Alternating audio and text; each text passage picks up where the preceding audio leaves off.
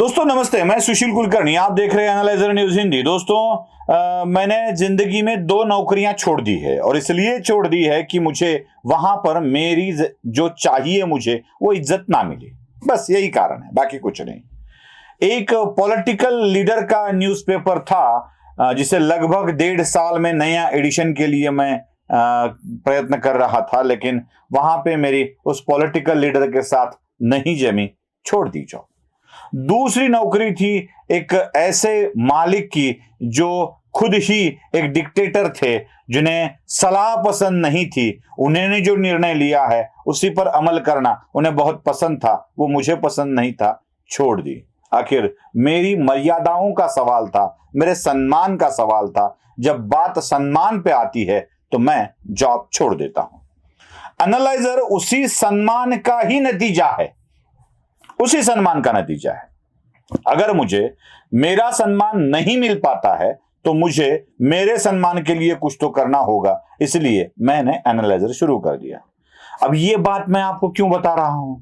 इन्हीं बातों को बताकर मुझे क्या अपनी कहानी आपको बतानी है? बिल्कुल नहीं, एक नई कहानी आपको बतानी है। कहानी यह है कि उर्दू के एक प्रख्यात शायर नवाब साहब के अच्छे दोस्त थे और नवाब साहब उनको मिलने के लिए हमेशा जाते थे। जब भी ये शायर नवाब साहब के हवेली पर आते थे तो नवाब साहब उन्हें लेने दरवाजे पर आते थे, छोड़ने भी दरवाजे पर आते थे, यहां तक कि उन्हें पालकी का सम्मान भी दिया गया था। नवाब साहब को एक दिन लगा कि शायर की बहुत ही हालात खराब है, उन्हें कुछ आर्थिक विपन्नावस्था में मदद होनी चाहिए, तो नवाब साहब ने पेशकश दे दी कि हमारे विद्यालयों में उर्दू सिखाने वाला कोई अच्छा प्राध्यापक नहीं है, आप बन जाओ। अब शायर को भी इसकी जरूरत थी, नौकरी को स्वीकार कर लिया। पहले दिन गए, ज्वाइन हुए, सिखाया, पढ़ाया, बहुत अच्छा लगा और शाम को हमेशा की तरह नवाब साहब के घर में आए।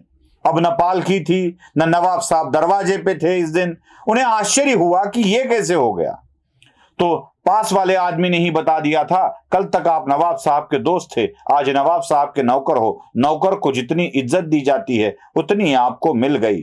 बस यही बात सुनकर उन्होंने अपना इस्तीफा लिख डाला और नवाब साहब को भेज दिया। कहा, सम्मान बहुत अच्छा है, पैसा या नौकरी से।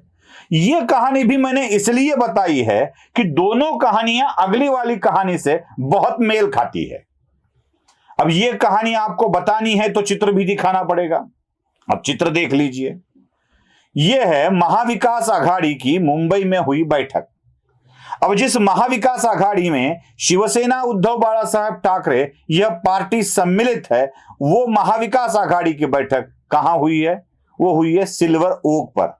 मतलब शरद चंद्र गोविंदराव पवार नाम के एक महान नेता महाराष्ट्र में जन्मे हैं, उनके निजी आवास पर सिल्वर ओक पर।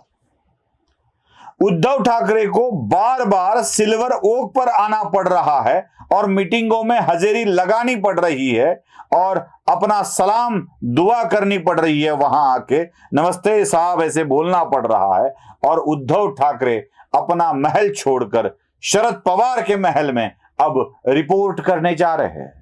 बात यहां तक तो ठीक थी। पवार साहब की उम्र है, 83 साल के होने जा रहे हैं शरद पवार। अभी उद्धव की उम्र है ही क्या, तो गए तो क्या फर्क पड़ता है। पिता के उम्र के हैं शरद पवार, पिता के दोस्त थे, उनको सम्मान दिया तो क्या फर्क पड़ता है। ये उम्र वाली बात जरा बाजू रखिए।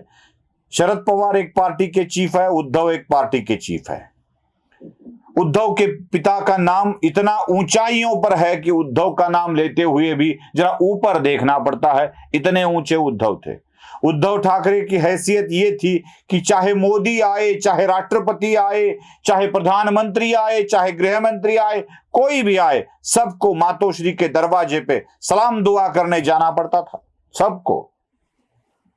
अगर कभी प्रसंग आया और वो प्रधानमंत्री के साथ दिखे तो भी बराबरी के स्थान पर दिखते थे। प्रधानमंत्री के साथ की तस्वीर में मैं आपको दिखा देता हूं, देख लीजिए।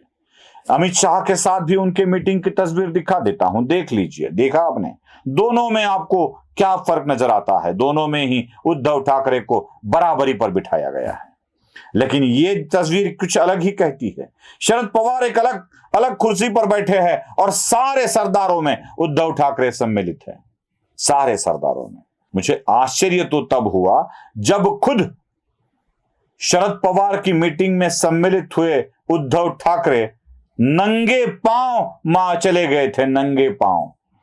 मंदिर के बाहर एक पार्टी बोर्ड लिखा हुआ होता है और उस बोर्ड पर लिखा हुआ आता है, जूतों के साथ अहम बाहर ही निकाल रखिए। अहंकार और जूते दोनों मंदिर के बाहर उतार कर रखने होते हैं, तभी जाके भगवान के दर्शन होते हैं। नंगे पांव जाना पड़ता है भगवान के दर्शन के लिए। ठीक उद्धव ठाकरे भी ऐसे ही नंगे पांव सिल्वर ओक के अंदर गए थे। अब इसमें आप लोग कहेंगे इसमें क्या नया है, सभी लोग घर के अंदर नंगे पांव तो जाते हैं। बिल्कुल नहीं जी, बिल्कुल नहीं, सभी लोग नहीं जाते। जिसकी जितनी हैसियत उसको उतनी इज्जत। ये नंगे पांव आए, लेकिन चाचा के घर में भतीजा नंगे पांव नहीं पहुंचा। जरा अजीत पवार की तस्वीरें देख लीजिए, सब लोग नंगे पांव हैं, अजीत पवार अकेले चप्पल पहन के सिल्वर ओक के अंदर है।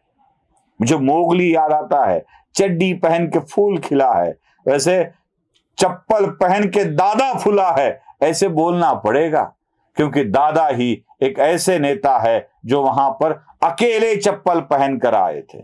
जिसकी जितनी हैसियत उसकी उतनी इज्जत। यही बातें बार बार हमारे सामने आ जाती है और इन्हीं बातों को देखकर जो भारतीय जनता पार्टी के साथ उद्धव की इज्जत थी, क्या वही इज्जत अब राष्ट्रवादी कांग्रेस के साथ उद्धव को मिल रही है? ये भी उद्धव को ही देख लेना होगा। आपको पसंद आता है तो लाइक कीजिए, शेयर कीजिए, सब्सक्राइब कीजिए। धन्यवाद।